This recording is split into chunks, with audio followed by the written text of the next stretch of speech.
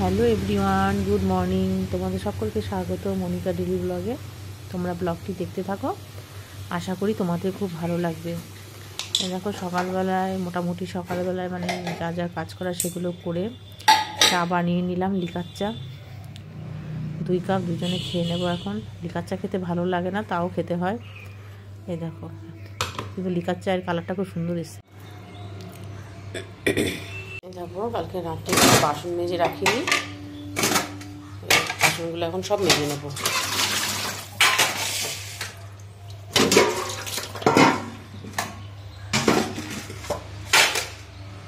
যেহেতু বৃহস্পতিবার নিরামিষ খাই, তাই জন্য এখানে ভেজ ডাল রান্না করছি।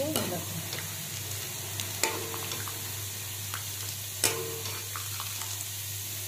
এখানে ভেজ ডাল আর বেগুন ভাজবো, আর আলু ভাজা করবো, আর মেথি শাক আর একটা তরকারি রান্না করবো।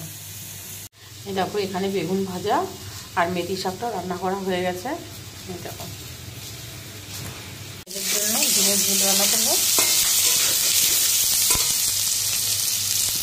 এখানে ভাত বসিয়ে দিয়েছি।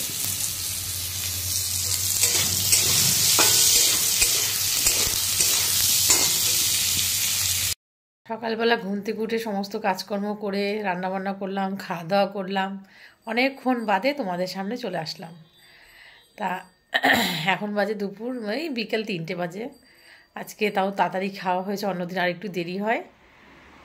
এই কলার মোচাটা এখন ছাড়িয়ে নেব। আগের দিন ছাড়িয়ে রাখলে পরের দিন অত চাপ থাকে না, মানে রান্না করা যায় তাড়াতাড়ি, এই জন্য এখন ছাড়িয়ে রাখবো।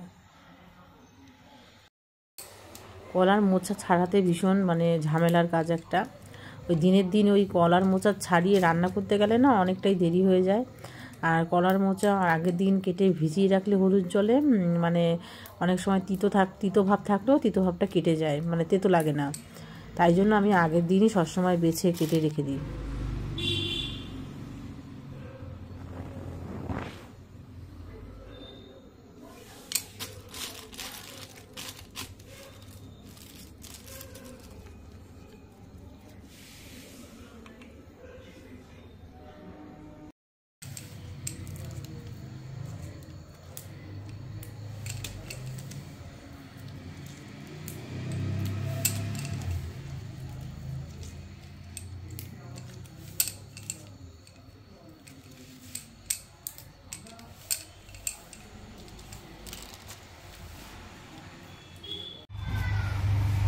এই দেখো বাজার থেকে কী কী বাজার করে নিয়ে এসেছি। শিম, কাঁচা টমেটো, বেগুন, ফুলকপি, ধনেপাতা, কাঁচা লঙ্কা, মটরশুঁটি, আদা, লাল শাক, আর ব্যাগে আছে আলু আর পেঁয়াজ, আর এখানে ডিম নিয়ে এসেছি।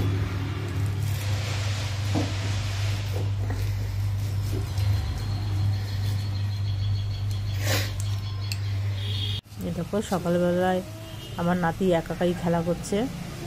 ও একাকাই ভালো খেলে, মানে একাকাই বলটা দেওয়ালে মারবে আর বলটা ক্যাচ লুকবে, এরকমভাবেই খেলা করে। এমনি ক্রিকেট খেলতে ভালোবাসে ভীষণ, তাই ভাবলাম তোমাদের সাথে একটু শেয়ার করি। বাহ, খুব সুন্দর,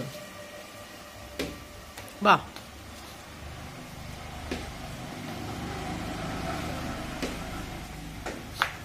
এই দেখো বাটা মাছগুলো এখন ভেজে নিচ্ছি। যাই হোক, তোমাদের যদি ভিডিওটা ভালো লাগে তাহলে লাইক, কমেন্ট, শেয়ার আর সাবস্ক্রাইব